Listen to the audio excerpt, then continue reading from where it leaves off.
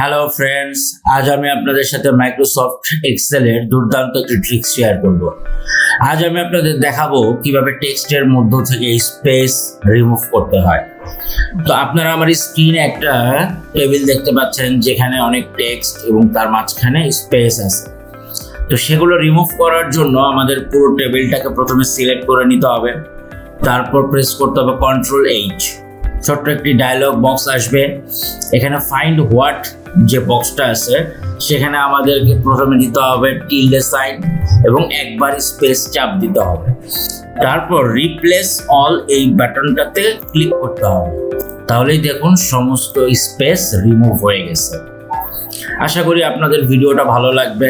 যদি ভিডিওটা ভালো লাগে অবশ্যই লাইক দিন, শেয়ার করুন। ভবিষ্যতে এরকম ভিডিও পাওয়ার জন্য ফলো দিয়ে পাশে থাকুন। ধন্যবাদ সবাইকে।